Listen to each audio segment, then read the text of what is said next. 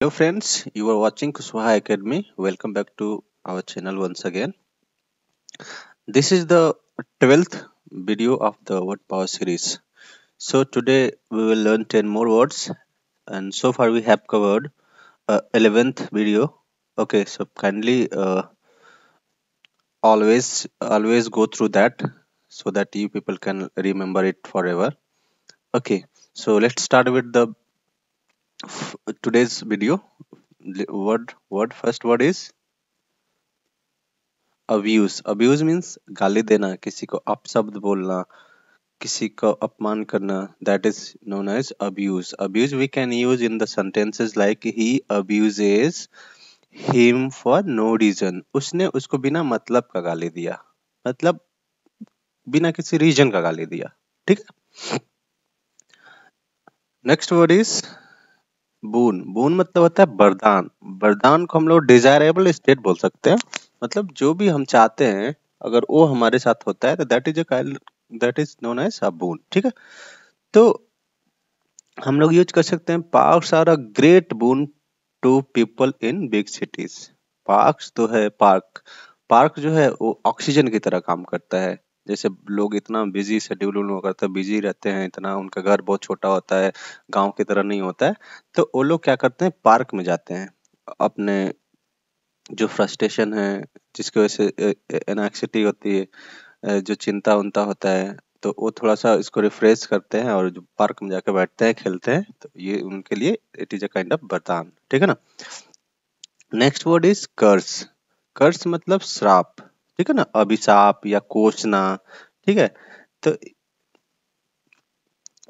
ये नेगेटिव, जैसे इसका बून का वरदान का जस्ट अपोजिट वर्ड है कर्स. ठीक है. इसको हम लोग यूज कर सकते हैं सी कर्स्ड हिम फॉर ड्यूनिंग लाइफ. मतलब उसने उस लड़की ने उस लड़के को लाइफ बर्बाद हो जाए उसका श्राप दिया. ठीक है ना.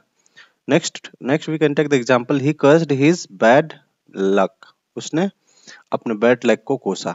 ठीक है. Next word is swallow. Swallow मतलब होता है निगल जाना.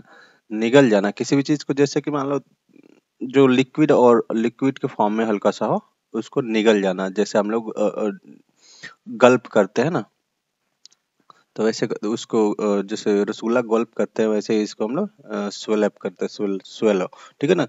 तो जस्ट इसका एग्जांपल लेते हैं तो समझ जाएंगे. Just put this rasgulla and swallow it. ठीक है ना.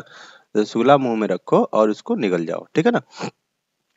अब इसको अदर वर्ड में भी लेते हैं. जैसे दूसरा वर्ड इसका एग्जांपल लेते हैं, समझ में आ जाएगा. The aircraft was swallowed in the cloud. मतलब वो क्लाउड में समा गया. ठीक है ना. क्लाउड मतलब होता है आपका बादल, बादल में. और एयरक्राफ्ट मतलब हवाई जहाज. हवाई जहाज जो हाइट में जब उड़ता है तो बादल के अंदर घुस जाता है, उसको स्वेलो बोलते हैं. ठीक है.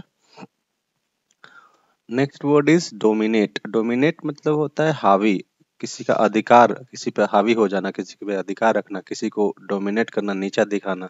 ठीक है ना. Putting someone down. ठीक है. तो इसको हम लोग ऐसे यूज करते सकते हैं ही हैज अथॉरिटी. उसके पास अथॉरिटी है, अधिकार है, but he does not try to dominate. मतलब उसके पास अधिकार है लेकिन वो कभी कोशिश नहीं करता है किसी को उस अधिकार का गलत फायदा उठाने और किसी को दबाने का. ठीक है. जैसे हम लोग बहुत सारे लोग कहते हैं कि he is dominate, his personality is dominating personality, dominating personality. ठीक है ना. ट्रिब्यूट. ट्रिब्यूट मतलब होता है श्रद्धांजलि देना, पुरस्कार देना, शुक्रिया करना. ठीक है. तो ट्रिब्यूट का एग्जांपल लेते हैं. Tribute have been given to the army dead in Pulwama attack. ठीक है ना.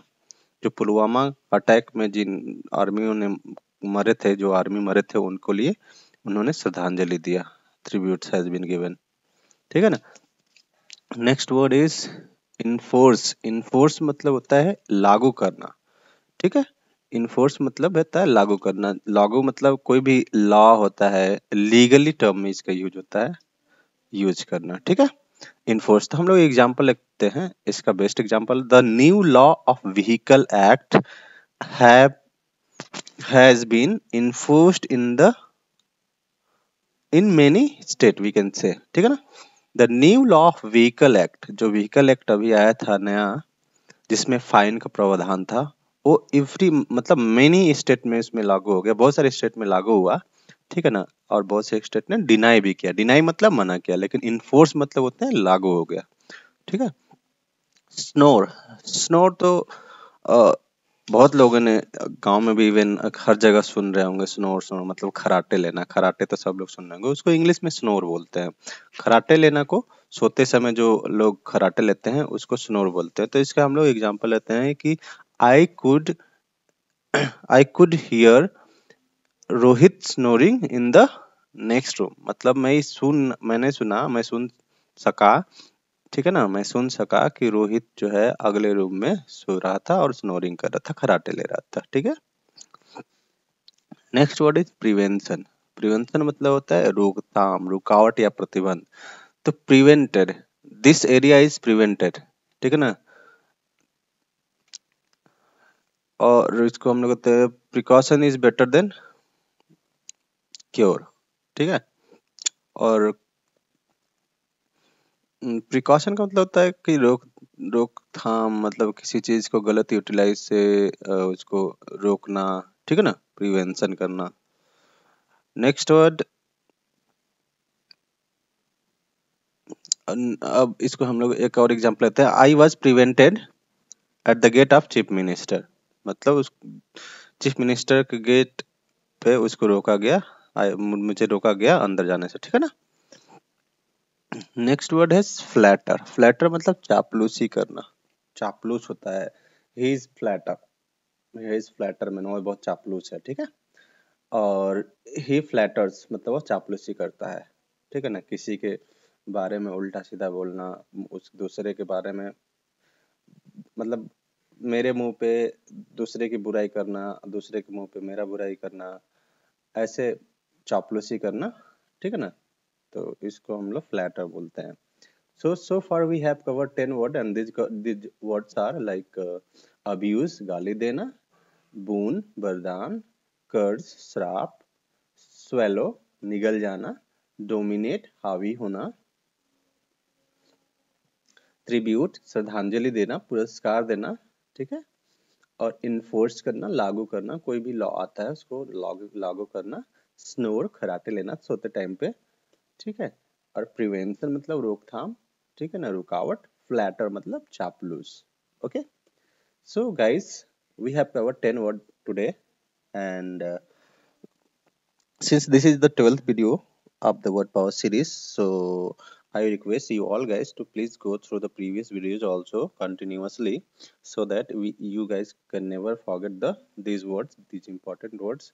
And we are covering these very simple words gradually, and one or two is a little bit unaware about you guys. So I'm just sharing such way so that you can never get the boring. Okay, never feel the bore. So in coming videos we will use some advanced word, we will learn some advanced word. Okay, so just watch and learn it, and also subscribe our channel if you are coming first time on our channel, and share this video to your friends so that they can also go through that, they can also learn the English. Okay, so till then, bye, take care, thank you, bye bye.